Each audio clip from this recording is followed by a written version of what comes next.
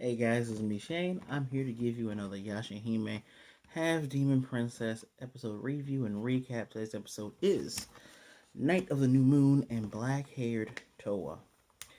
I'm going to be honest with you, I had a little bit of low energy watching this just because it's the holidays, stuff's going on. Boy, oh boy, 2020 sucks. Anyway, let's get right into this.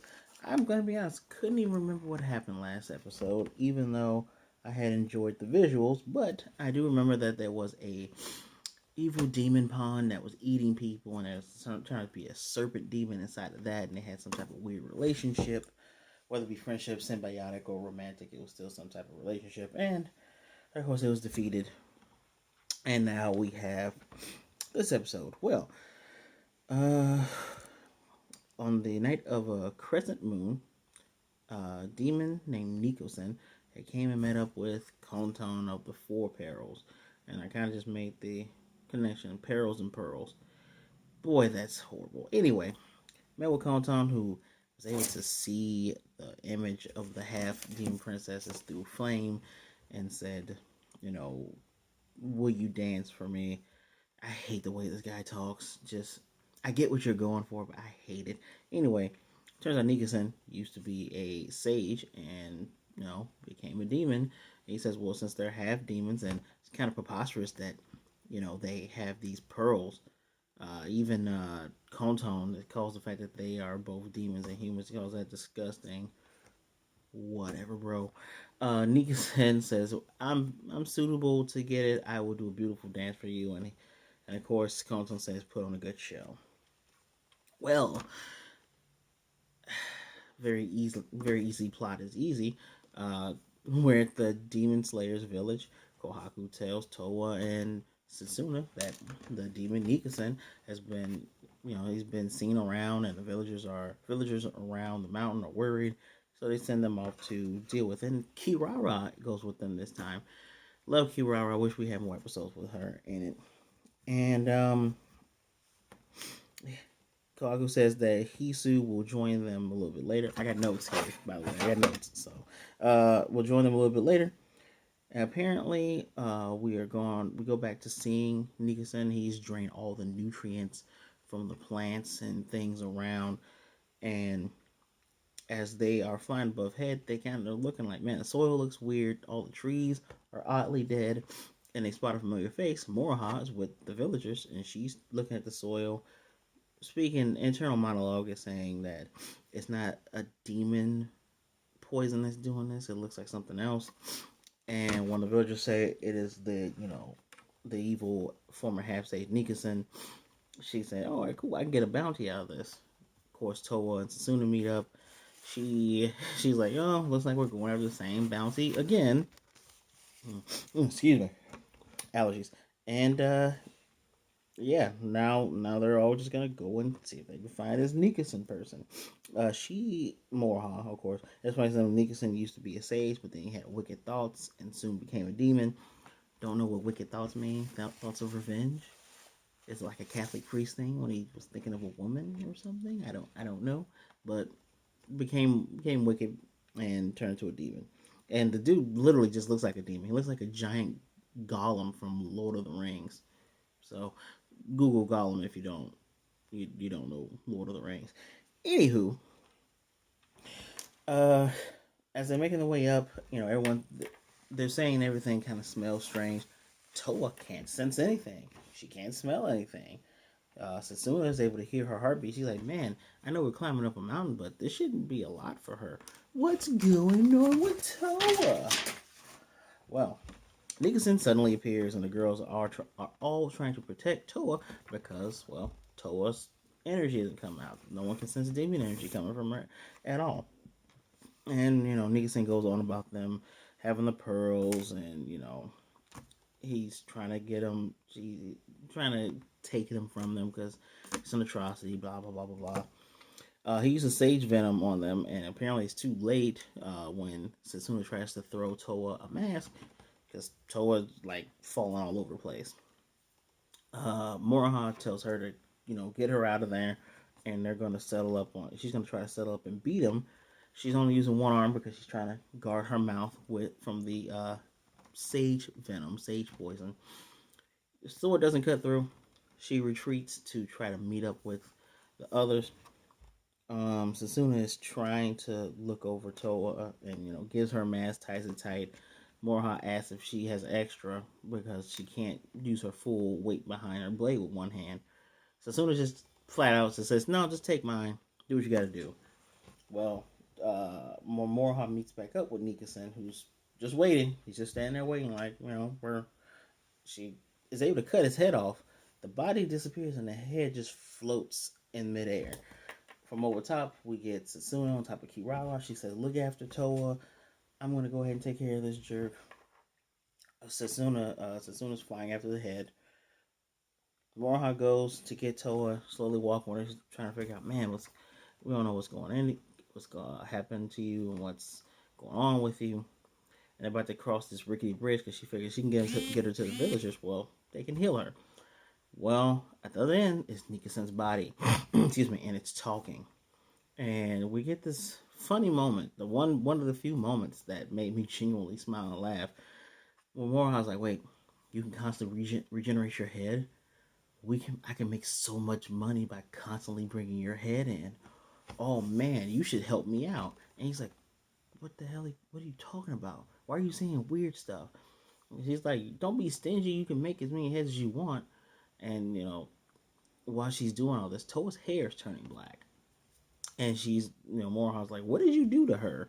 Because now she finally realized. He's like, "I don't know." It just breaks the bridge, and they're falling into the river below. Meanwhile, the head that Sasuna followed was trying to throw all this poison at her, and it was weaving and bobbing, kind of like a Medusa head from Castlevania, and it dissipates. And one of the weird things to me is I wish they could have known it was an illusion. I kind of called it was an illusion, unless this guy was Naraku-esque, because not Sasuna, Moroha tried to use sacred arrows on him. When she thought she defeated him, you can see the arrows go through the head. So I guess this episode, they're just lackluster. They're just lackluster, kind of like my feelings of trying to watch this for whatever reason. And as Moroha fishes Towa out of the river, she finds a cave, gets her in the cave. Excuse me. And they're trying to figure out what the heck's going on. Towa's knocked out. Sasuna already figured out the head was fake, so she's flying over trying to find the girls. And Moroha does this funny bit where she takes out her rouge and says, "Oh man, I'm going to use this rouge. I wonder where Miyoga is." And Miyoga's entrance is equal parts funny, equal parts adorable. He comes floating in on a leaf, jumps on her face, drinks a bit, like, "Oh, you haven't used it yet." Because obviously Moroha wants Miyoga to tell her what's going on with Towa. Towa wakes up, and Miyoga, of course, explains that on the night of new moon, half demons, they revert to their human side. It's a thing that we get a picture of Inuyasha with his nice black hair. He said, unless you're like Naraku, who he can choose whether or not he's in the human form or not.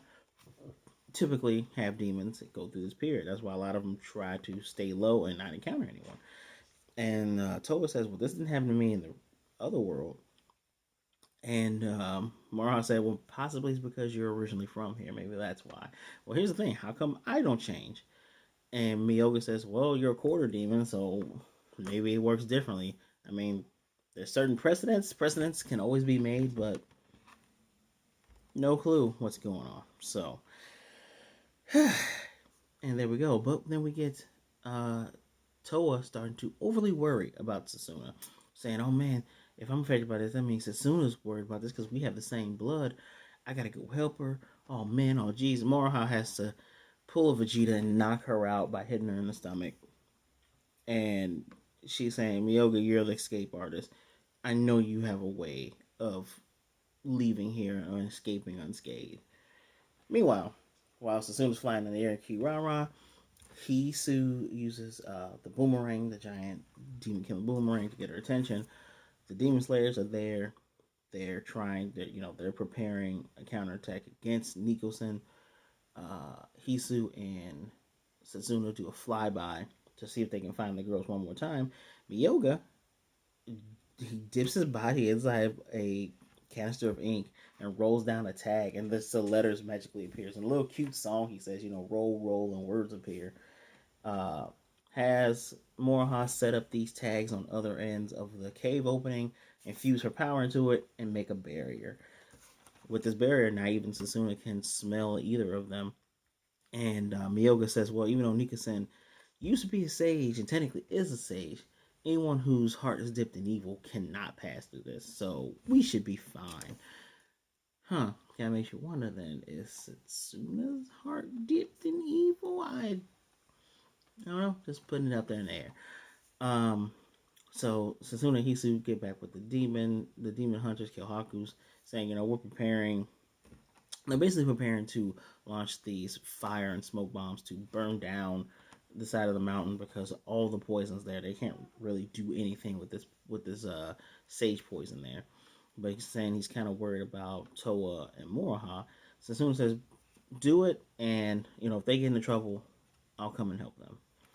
Meanwhile, Nika-sen, this blindness, but he can see the fires, but he's like, who's there? Who is that doing all that? They start lobbing things and they're burning. They're just burning everything. And Moroha's like, man, whatever plan the Demon Slayers are coming up with, they're doing some really drastic stuff. They usually don't go this far because she can feel the heat. Towa wakes up. Moroha, of course, apologizes for knocking her out. Towa says, I understand. I'm just worried about Sasuna. And Moroha goes, I'm pretty sure she can take care of herself. She's been doing this for a while. Remember, she can't sleep. And Towa says some weird, just a strange thing about girls feel the same no matter what era they're in. And even Moroha's like, I'd never figured you to say something like that, but I don't know what the hell is that even supposed to mean. If anybody knows, please explain to me down in the comments below. It sounds like something Kagome would say, but in this context, I don't even understand what is even being said. And because of the flames and the wind that goes along with the flames, one of the tags slowly starting to move up, and Nika-sen he's in and out with sensing them, and once he gets a bead, he breaks through the top of the cave, sees the both of them. It's basically go time at this point. And while Moroha tries to attack, he easily knocks her down. So Towa grabs Moroha's blade, tries to swipe, but he knocks her down, and then he starts spraying this mist from his mouth that petrifies them. He's ready to carry them back to Konton. Sasuna comes to the cave mouth, sees him, and just kills him at one hit. Like she does a swallow burst, and he explodes, and both of them fall to the ground, and they're turned back to the normal state. And Sasuna can almost not believe that it's actually Towa because her hair is black, as you see, and it's longer. She looks, for lack of a better word, she looks more feminine. She doesn't look as battle ready as she normally does. She assures her that it's her. She's asking her, "Is she okay?" And Sassuna's like, "Yeah, I'm good. I'm cool." And Moroha again deduces, well, maybe it's because of the dream butterfly that she doesn't have issues on the new moon. Meanwhile, also, I didn't mention earlier, but while they were running around trying to escape, Konton was watching them through the same flame that he had their picture on before when he had enlisted Nika-sen's help. Nika-sen starts to reform right in front of them. I don't know if he's forming from ash or from nothing or what, but he just starts reforming. Grabs Sasuna and says, if I get the nutrients from you, I'll have the powers of a strong half demon inside of me. Then suddenly his hand is cut. Well, we've gone from night to day, and it's day, and Towa Uzuma, I'm sorry, not Towa Uzuma, I'm sorry, Towa stands on top of rocks, and I'm finally here, guys, with her blade.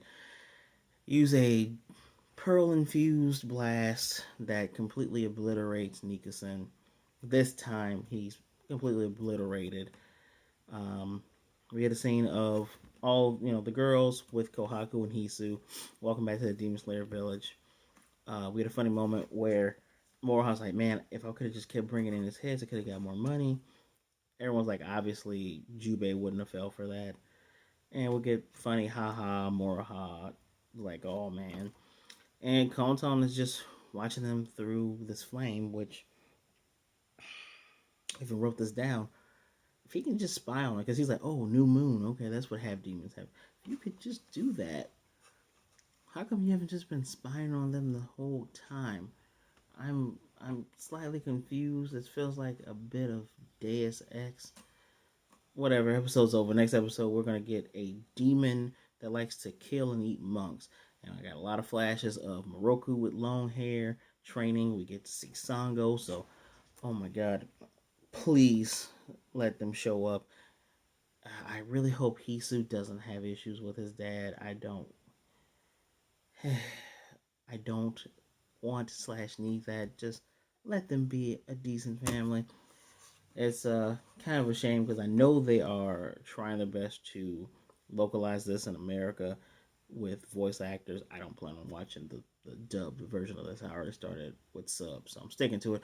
But it's a shame because, 2 months ago, the voice actor for Moroku in English, he had passed away. I know I mentioned it before, but it's really a shame. I really hope would be nice if not in the Japanese one, but maybe in the English uh, dubbed one. Maybe they say in memory of him when we see Moroku. I'm more excited for that than whatever this was. My rating, it was average. It's a 3 out of 5, average. I could have had this on while doing something else, even in Japanese, because while I don't mind episodes with exposition, and it's nice to figure out, oh, okay, what other things are different about Setsuna now that she can't sleep. Does Towa have the same issues as Inuyasha? Which is just kind of what it feels like. Kind of feels like that reveal, but in the original, in the Inuyasha, it didn't take us a long time, but it took us a little bit before we got to the fact that, oh, he's a half demon, so he gets weakened on the new moon, and it felt like we had more urgency in that. It felt a little bit more special. This was kind of like this was half. I'm worried about my sister complex / I got this thing going on. It's I don't know what to say. This was just average. I appreciate the attempt to further expand the lore and explaining why Moroha doesn't, you know, change like her father before her and like her cousins do. And I had a weird thought. What if Toa and Setsuna aren't Shishomaru's girls? What if they turn out to be either some kind of weird amalgamation of some type of spiritual amalgamation from uh, Inuyasha and Kagome, and somehow they were sprouted out? What if they're not even really Shishomaru's daughters? I really hope they are. This is my suspicion from day one was it's Shishomaru and Ren's kids. Because Ren is definitely older. Like there's a lot of time that's passed, but I don't know why Kontong, this weird dude of all people, is the one that's lasting longest. I'd rather Kiyuki. I'd rather we had a cool female villain, female demon that would have done some really cool stuff. Kind of like Kagura. I really loved Kagura. Kind of like I do think one of the cooler demons from Inuyasha was the string demon. She was pretty cool. She lasted for like 2 episodes and was really nice. But Kiyuki's supposed to be one of these big bad generals, so I don't know. I don't know. So yeah, this episode was 3. Animation was just typical animation. Music was it was all right. They could have done with some more, but probably the best parts were Miyoga and Moroha's funny moments. Miyoga's little song, his dip to dun song when he comes in, and the song when he's making attacks. That almost makes me want to make this a 3.5, but it's all in all, it's still a 3, regardless of the parts I liked. Wasn't bad, wasn't exceptional. This next episode, I hope at least touches close to a 5 because I'm getting to see some of my old guys back. So please in the comment section down below. Tell me what you thought of the episode. Was it average to you? Did you enjoy it? Did you like it? Did you not enjoy the little bit of exposition we got? Please let me know down below. Please remember to like, comment, and subscribe to the channel. Hit the notification bell. We do videos like this every Saturday, every Sunday, I want to say every Thursday. But yeah, the weekend is video weekend. So again, thank you for your time. Please remember to wash your hands, wear your mask, be good, be blessed. Black Lives Matter, and I will definitely see you next time. Oh, I hope Moroku's in this next one for real, for real.